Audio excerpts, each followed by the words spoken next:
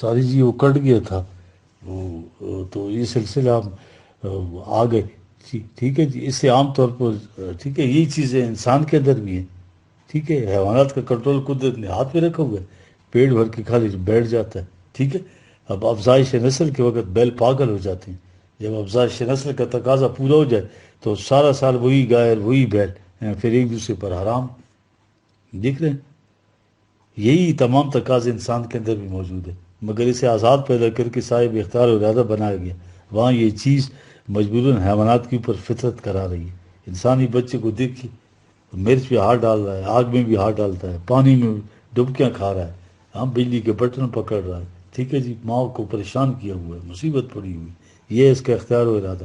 اگر اختیار اس کے اختیار پر باہر سے پابندی عائد کر دی جائے تو پھر انسان نہ رہا, پھر تو حیوان ہو گئے. اس لیے کسی پر اقرار تو نہیں کیا جا سکتا, کورشن نہیں ہو سکتی. شیر کی قوت تو ایک حد تک ہوتی ہے, پرندے کی بھی ایک حد تک. ان کے جذبات و خواہشات پر فطرت کنٹرول ہے. بکری بھوکی کھڑی ہے درخت کے نیچے, بھوک سے بلک بلک کو مر جائے گی, وہاں تک پہنچ نہیں سکتی.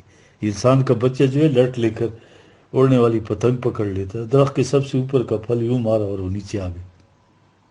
زندگی درندگی جتنی بھی دی گئی ہے, شیر اس درندگی میں کوئی ایک بکری قابو کر لے گا یا کوئی انسان تو وہ یہیں تک ہے نا. مگر یہ تو پورے ہیروشیما بنا کر کو تباہ کر سکتا ہے. قوتوں کی لا انتہائیت, یہ کیفیت اور رحمانیت, اس میں اس درجے کی کوئی کنٹرول نہیں ہے. کالو آنا جلو فیا یسو فیا 2/30 یعنی جس وقت آدم کی تخلیق ہو رہی تھی تو فرشتوں نے کہا کہ بھائی یہ تو فساد خون سے بھر دے گا, تو درندہ ہے. اس کی قوتوں نے اور اتنی زیادہ ہیں کہ تیری حسین کائنات کا ستیہ ناش کر دے گا. کہا انی عالم ما لا تعلم, کہا تم اس تخلیق کا مقصد جاننے سے قاصر ہو بھائی, یہ تو مجھے پتہ ہے کہ کیا ہوگا. آج کی نفسیات یہ کہہ رہی ہے کہ اگر ان جذبات کو نکلنے کا صحیح راستہ نہ دیا جائے تو یہ ان نیچرل طریقے سے تسکین کرتے ہیں. اسے جو ہے پرورشن کہتے ہیں. اس سے 20 نفسیاتی بیماریاں جنم لیتی ہیں. اور یہ نفس کشی جو اپنے آپ کو فریب دیتے ہیں اور جذبات کو غیر فطری طریقے سے تسکین پانے والے, یہ 20 قسم کی نفسیاتی عوارض کا شکار ہو جاتے ہیں. اور یہ ناممکنات میں سے ہے کہ جذبات کو فنا کر دیا جائے. یہ ہو ہی نہیں سکتا. ایسی چیزیں جو مذموم ہوں چلو ان کو تو روک بھی لیا گیا. جذبات تو ہر قسم کی, بھوک ہے نا, بھوک بھی ایک جذبہ ہے, پیاس بھی جو روکی ہی نہیں جا سکتی. وہ شعر ہے نا, پری روتاب مستوری ندارن چو در بندی ضروزن سر بارانن, کھڑکی دروازہ بند کرو گے تو کھڑکی میں سے سر نکالے گی. ٹھیک ہے. یاد رکھو اللہ جو ہے شر کا خالق ہی نہیں کوئی چیز اللہ نے بغیر مقصد پیدا کی. ٹھیک ہے. وہ تو ٹھیک ہے مسبب الاسباب ہے, لیکن وہ جو ہے شر انسان اپنے لیے خود پیدا کرتا ہے اپنے اختیار و ارادے سے. ٹھیک ہے. اگر جذبات ایسی چیز تھے تو ذرا ان سے پوچھیے کہ ان کو فنا کر لینے مقصد حیات تھا تو اللہ کے اوپر کتنا بڑا اعتراض ہوتا ہے کہ اس نے ایسی چیز پیدا کری جس کا تباہ فنا کرنا ہی مقصد حیات ٹھہرا. معذرت می نہ سزت ہو دائرہ, اور نہ ہی وہ شر کا خالق. ایسے تو پناہ مانگنے کے لیے دعا سکھائی گیا. من شر ما خلق 113/2, اسے جو پیدا کیا اس کا طریق استعمال ایسے خیر یا شر بناتا ہے. دیکھیے نا, تلوار اپنی ذات میں نہ شر ہے نہ خیر. مظلوم کے سینے میں گھونپو نا تو شر ہے, ظالم کے ہاتھ روک دو تو خیر.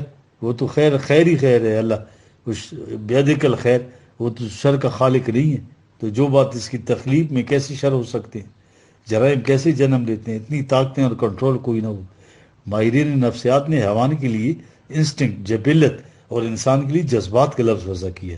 یہ دوبارہ سنیں, یہ جو سائیکو اینالسٹ ہے یہ کیا کہہ رہے ہیں, حیوان کے لیے انسٹنکٹ اور انسان کے لیے ایموشنز کا لفظ وضع کیا ہے. اصل میں وہ جبلت ہی ہے جسے حیوانی جبلت کہتے ہیں, اینیمل ان مین.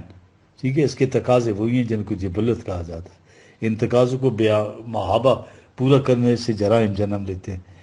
قیود اور حدود تو فطرت نے خارج سے نافذ کی. سوسائٹی قانون بنا کر ایک حد باندھ دیتی ہے کہ اس کے اندر رہنے سے جب بھی باہر جاؤ گے تو جرم ہوگا.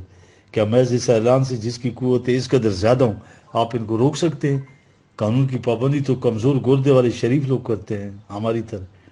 اندر سے ہمارا بھی دل چاہتا ہے کہ ان غلط طریقوں سے مال و دولت اکٹھی کر لیں, چونکہ ہمت نہیں پڑتی, ورنہ ادھر سے قانون بنا رہے ہیں اور ادھر سے قانون کی اورشن کے لیے نئی جو ہے تو طریقے سوچے جاتے ہیں ابلیسی.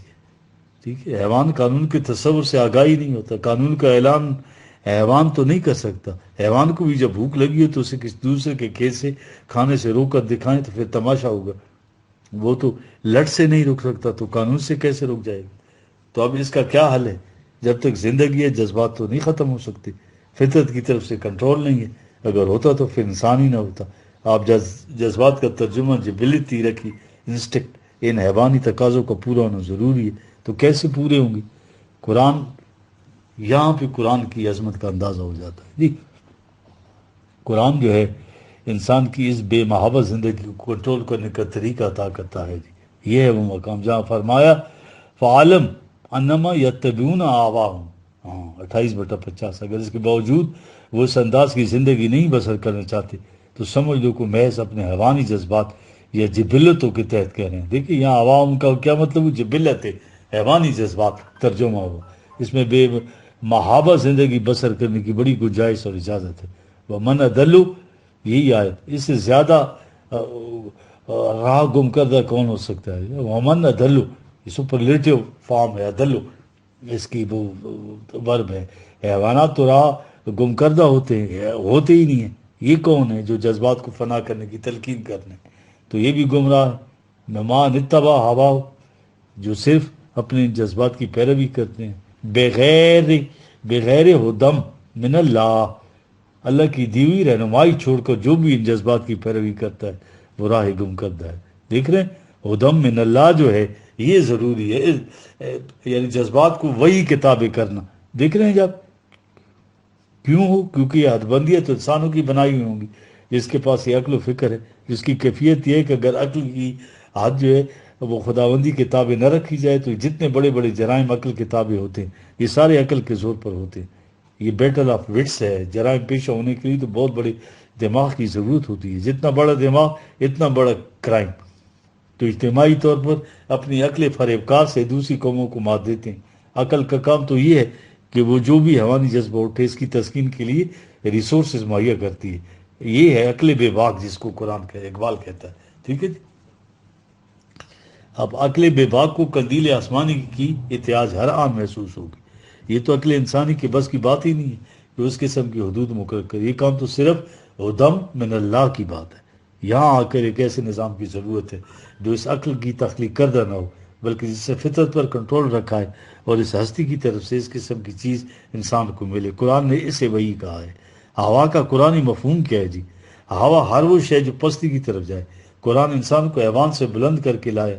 اگر انسان حیوانی جذبات کتابیں بلا حدود زندگی بسر کرنے لگ جائے تو اپنے مقام انسانیت سے گر جائے گا، یہ حبوط ہو جائے گا اس کا، ٹھیک ہے۔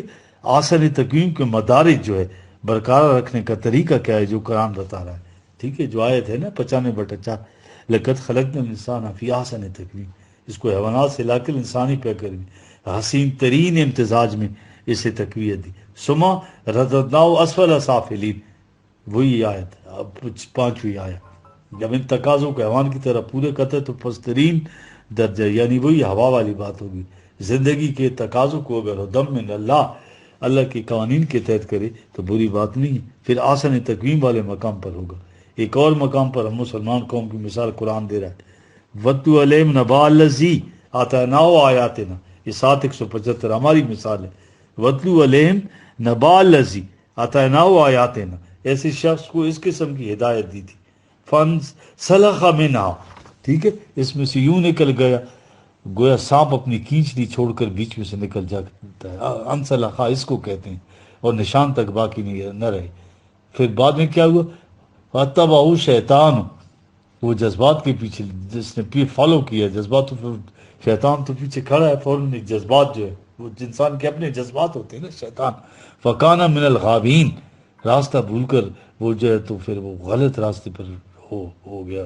بولو شینا لرفاناؤ بہا، 7:176، ہم تو چاہتے تھے کہ ہم قرآن کے ذریعے بہا، اس کے ذریعے اس کو بلندیوں پر پہنچائیں، وَلَكِنَّهُ أَخْلَدَ إِلَى الْأَرْضِ، لیکن یہ کمبخت جو ہے زمین کی پستیوں کے ساتھ چمٹ گیا۔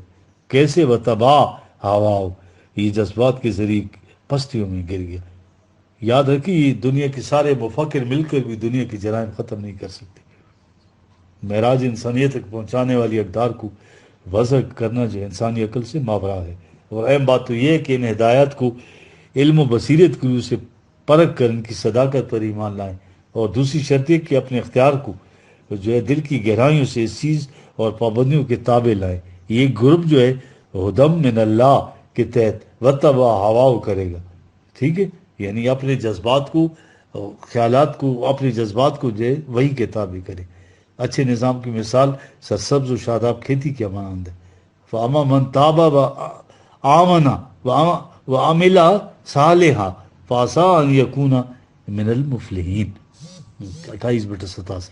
یقین ہو، ایمان ہو اس نظام پر کہ ایک ایک دانے کے بدلے 100 دانے ملیں گے، پھر اس ایمان کے ساتھ محنت کرے تو اس کی کھیتیاں جو ثمر بار ہو جائیں گی۔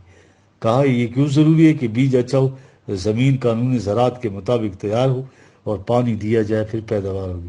یہ ہے لا آف ایکویٹل کا مکافات عمل کا قانون۔ چھوٹے پیمانے پر شروع کریں، جب اس کے ہاں یہ تمام مسائل جس کے حل کرنے میں عقل انسانی ناکام رہی ہے حل ہونا شروع ہوں گے، اور باقی لوگ آنکھوں سے اس کو وٹنس کریں گے، تو خود بخود اس کی طرف فوج آئیں گی۔ یہ جبر سے نہیں ہوگا، جبر سے تو اصلاح نہیں ہو سکتی، پہلے ایمان کی بات ہے۔ ہمارے صالحہ تو بعد میں آتا ہے۔ حضرت بکر کے زمانے میں تھا نا، حضرت عمر مجسٹریٹ مقرر کیا، سال بھر میں کوئی مقدمہ، یہ سوسائٹی اتنی بلندیوں پہ پہنچ گئی تھی، دیکھ رہے ہیں کہ عدالت بند کرنی پڑی انہوں نے، کیونکہ انہوں نے دل کی گہرائیوں سے اپنے اوپر ان حدود کو جو ہے تو خود وارد کر دیا تھا۔ حال ان مسائل کا 4 الفاظ میں ہے، یہ دیکھیں جی 7/176 ہے، اتباع ہوا ہو، ٹھیک ہے جی، ہدن من اللہ 28/50، ٹھیک ہے۔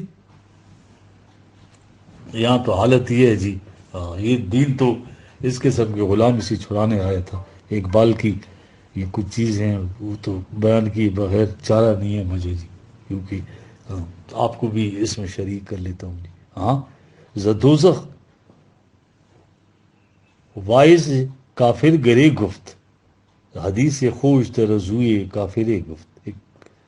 دوزخ، دوزخ سے کہا کافر بنانے والے ملا سے کہ بھائی آؤ میں تمہیں اس سے زیادہ بہتر حدیث سناتا ہوں۔ ندانت غلام احوال خدا، تو اپنے احوال کو تو دیکھ، غلامی میں زندگی بسر کرا کہ دوزخ راہ مقام دیگر گفت، دوزخ کو دوسرا مقام کہہ رہا ہے، حالانکہ خود دوزخ کے اندر سڑ رہی یہ ساری قوم۔ در غلامی تنز جاں گردت ہی، غلامی میں کیا ہوتا ہے، وہ جو روح ہے مسل لی جاتی ہے، روح رہتی ہی نہیں۔ تن از بے جاں چی امید بہی، اور اگر جو ہے جسم بغیر جان کے ہو تو اس کی کیا حیثیت ہوتی ہے۔ کیشیو تکلید و کارش آزریس، تو اس کا کام کیا ہے، تقلید، آنکھیں بند کر کے ہو، اور بدھ بناتا رہتا ہے، آزر بنا ہوا ہے۔ ندر تندر مذہب او کافریست، اس کی مذہب میں، اس کے اسلوب میں، اس کے مسلک میں کوئی نئی چیز آ جائے نا تو وہ اس کو کافر گردان دیتا ہے۔ کہتے ہیں نا کلو بدعتن دلالہ و کلو دلالت فی النار، یہ ہے ان کی تباہی کا راز، ہر نئی چیز سے رائے فرار۔ بڑی خوبصورت اقبال کی فارسی کا کلام ہے۔